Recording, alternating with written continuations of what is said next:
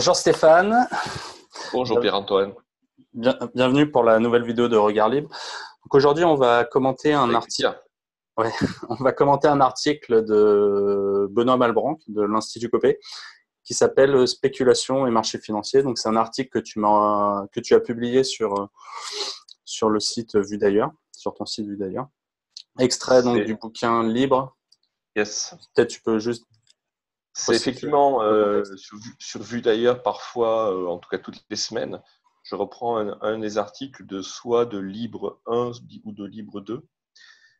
Benoît, cet article, il l'a écrit dans le premier livre, celui qui avait une couverture bleue. Donc ça remonte à 2012. Et le principe de Libre à l'époque, c'était d'avoir 100 personnes, 100 10 fois 10, Ouais. qui chacune ont écrit un article de 2 pages sur un sujet très varié, mais avec un angle de vue, proposant un angle de vue libéral sur ces différents sujets. Il y a de tout comme personnes, il y a un batelier, il y a des profs d'éco, des profs de droit, des étudiants, et il y a de tout comme sujet, de la vie courante et de la théorie libérale. Et donc là, Benoît, il avait écrit, je ne sais plus d'ailleurs pourquoi, Benoît avait écrit sur la spéculation, qui est un sujet, on va le voir, qui revient régulièrement quand on débat de la liberté avec bien des personnes. Ouais, ok.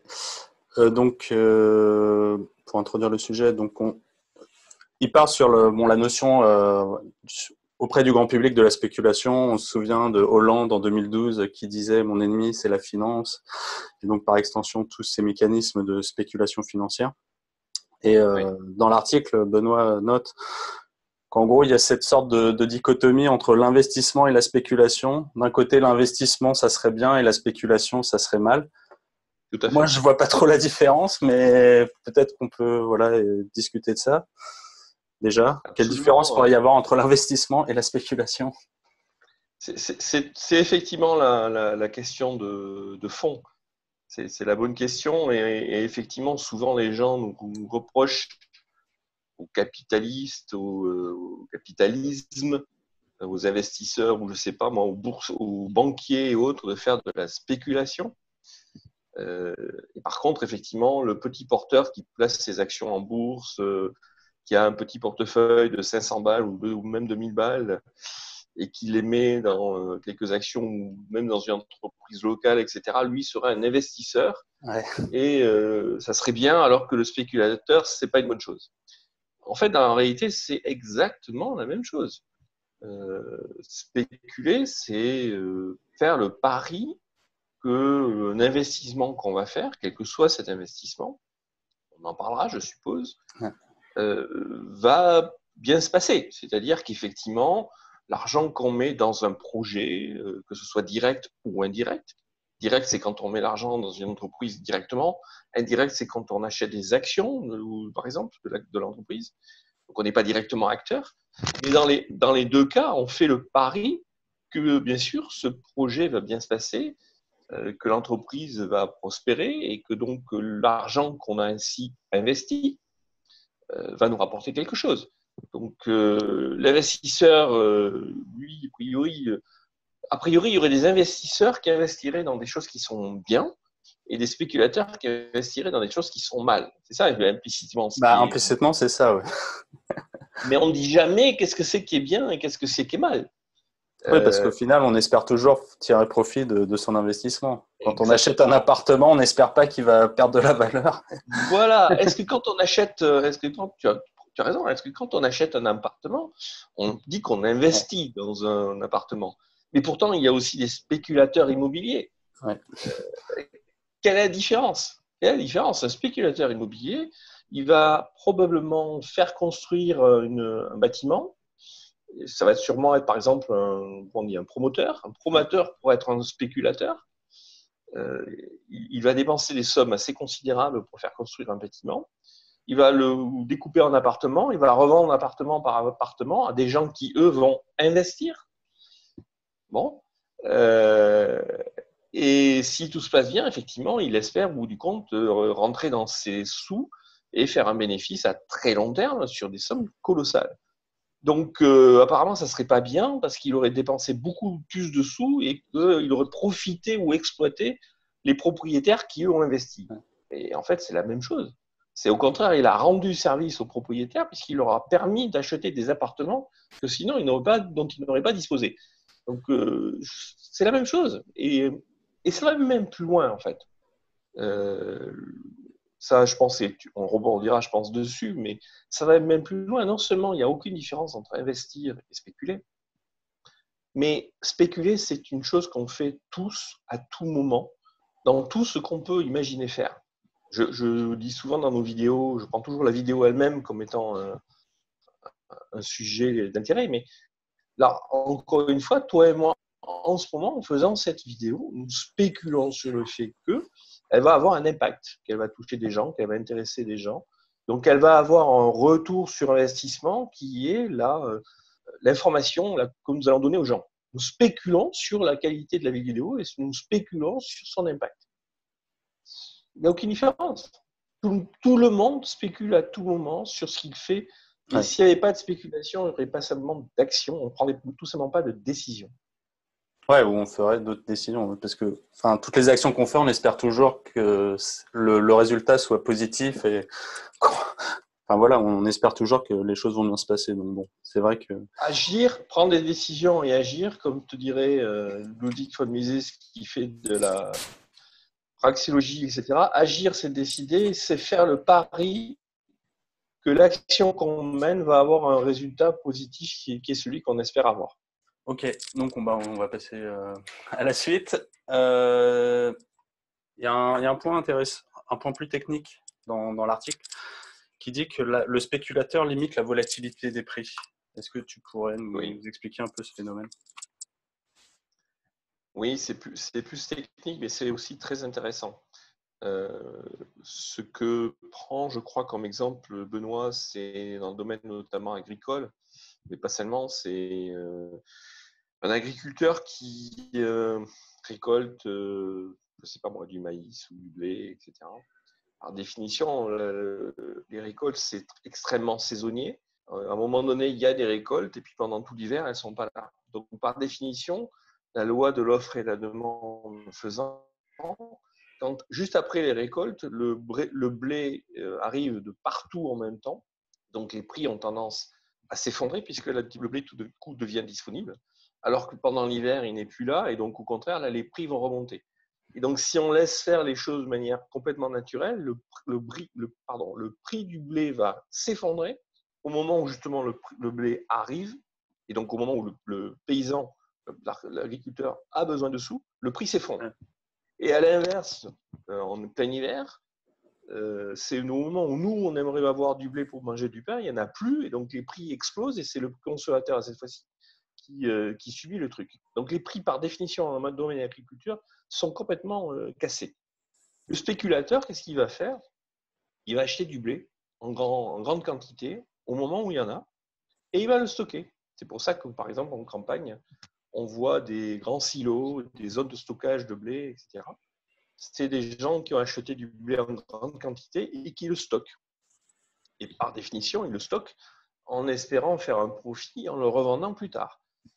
Mais de ce fait, ils ont acheté le blé à un prix intéressant pour eux au moment où il y en avait, puisque de toute façon, le prix s'est écroulé, mais ils ont quand même acheté. Le prix s'écroule, mais comme ils ont acheté, ils ont quand même évité que le prix s'effondre totalement. Donc, parce qu'il y avait une demande, donc ça a limité la baisse des prix. Ouais. Exactement. À partir du moment où tu achètes, le prix ne s'effondre pas totalement, donc l'agriculteur récupère une somme malgré tout. Donc, il profite de la baisse des cours, mais il donne une somme en contrepartie, donc quelque part, ils amortissent la baisse des cours du point de vue de l'agriculteur. D'accord ? Et ils stockent dans les silos à blé ou à maïs ou à autres qui sont dans nos campagnes pendant un certain temps. Alors là, ils entretiennent, je sais pas, et puis progressivement, au fur et à mesure, ils distillent et revendent le blé ou le maïs ou quoi que ce soit. Et ce faisant, ils profitent d'un cours qui est entre-temps remonté, puisque par décision, le blé est devenu plus rare, mais donc le blé a remonté en prix. Mais comme ils le vendent au fur et à mesure, ils évitent que le prix du blé explose complètement. Ouais. Et en plus, ils lissent la quantité et la mise à disposition. Et c'est comme ça on arrive à avoir du blé toute l'année. C'est que un spéculateur, a acheté le blé au moment où il y en avait plein, a profité d'un prix très bas et a espéré un prix beaucoup plus haut pour pouvoir le vendre. Mais s'il ne le faisait pas, on aurait une abondance de blé en été et pas de blé du tout en hiver. Donc le spéculateur, dans ce cas-là, il a fait deux choses. Il nous a permis d'avoir du blé toute l'année. Il prend le risque de stocker le blé, de devoir l'entretenir, éviter qu'il pourrisse. Il gère un silo. Il y a tout un tas de risques d'investissement qui sont liés à ça. Ouais. Et il profite, effectivement, il nous donne un prix qui est plus élevé, mais il évite aussi, pour nous consommateurs, que le prix soit complètement explosé. Et donc, on profite au bout du compte. C'est comme ça qu'au bout du compte, on arrive à avoir un pain qui est toujours à 1 euro toute l'année, alors que le blé n'arrive qu'une seule fois par an. Ouais. Donc, autrement dit, si tu veux, le spéculateur, ici, on le voit bien, c'est parce qu'il est motivé par l'intérêt qu'il a de gagner des sous sur une fluctuation de prix naturelle du blé, des céréales. Donc, son boulot à lui, c'est de parier sur les fluctuations de cours. Mais ce faisant, à la fois, il réduit les fluctuations des cours et il nous permet d'avoir du blé toute l'année. Donc, il a un double effet bénéfique en fait, au passage. D'accord. Ouais, c'est ça. Ok. Est-ce que c'est à peu près clair? Ouais, très clair, très clair. Et tu trouves ça sur pratiquement surtout, tous les domaines agricoles et tous les domaines où il y a des cycles très très marqués sur les produits. C'est un peu, ça me rappelle aussi je sais plus comment on appelle ça en français, mais le price gouging. Quand il y a des périodes de pénurie, par exemple, s'il y a une catastrophe naturelle et qu'on vend une bouteille d'eau, on va dire 10 euros au lieu de 1 euro, ça va inciter les vendeurs à venir dans la zone, fournir de l'eau aux sinistrés, Exactement. et les prix vont descendre. Ce qui fait que, en fait, Exactement. tous ces spéculateurs ont un rôle bénéfique, alors que les gens vont dire, vous n'avez pas le droit de faire plus cher que le prix normal. Alors qu'en fait, ce mécanisme même les aide à avoir de l'eau en bonne quantité. Bon. Donc ça me rappelait, je sais plus comment on appelle ça en français, le price gouging. C'est exactement ça. C'est exactement ça.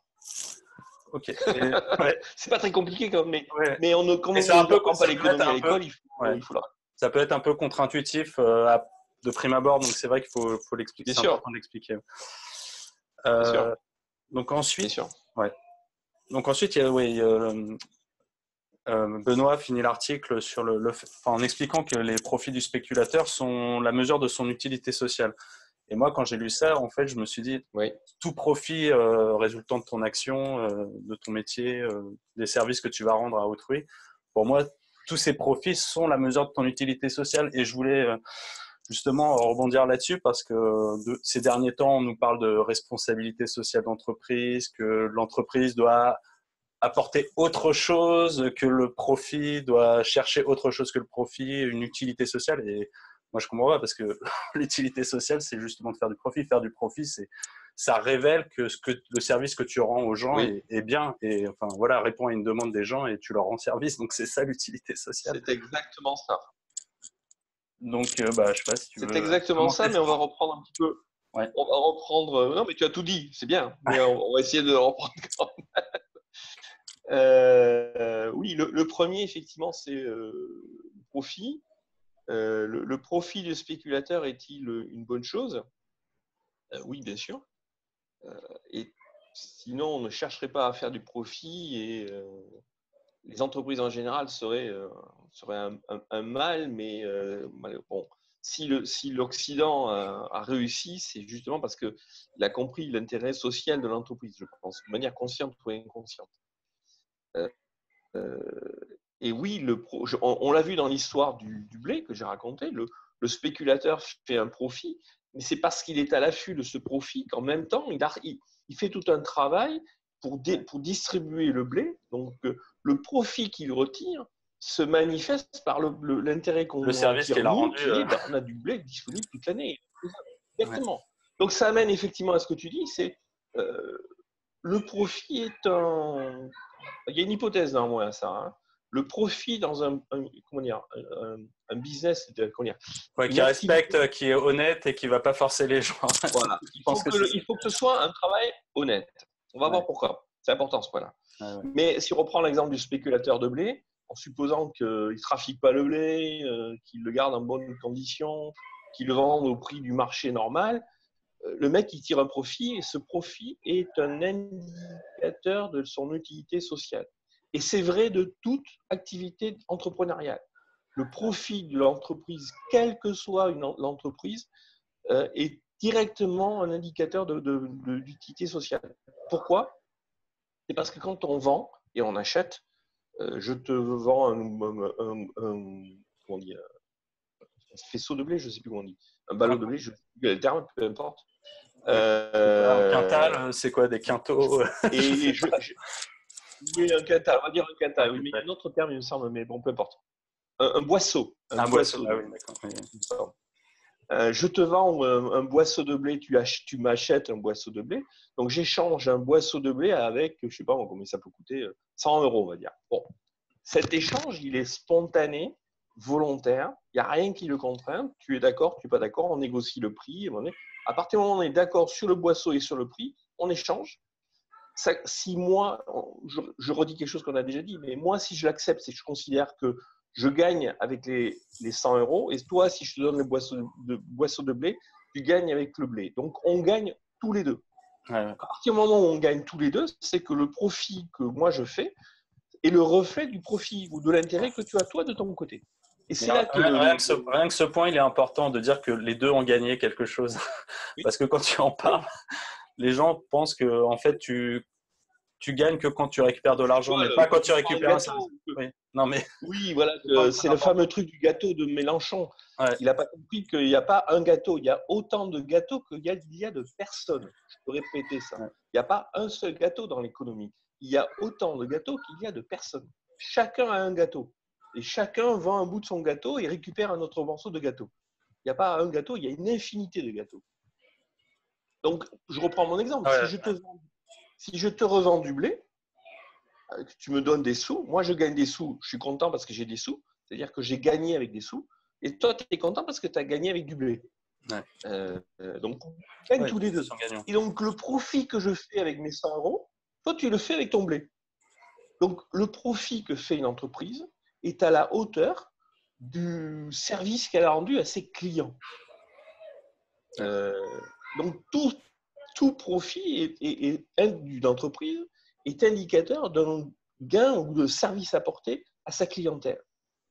Et c'est vrai de tout business, de tous ordres, à condition d'être honnête.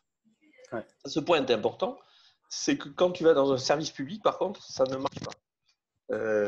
Puisque le service public étant payé par les impôts qui t'ont été volés, tu n'as pas été d'accord, tu n'as pas négocié le prix, tu n'as aucune marge de manœuvre pour négocier quoi que ce soit, ni le service, ni le montant, ni quoi que ce soit, tu es contraint et forcé.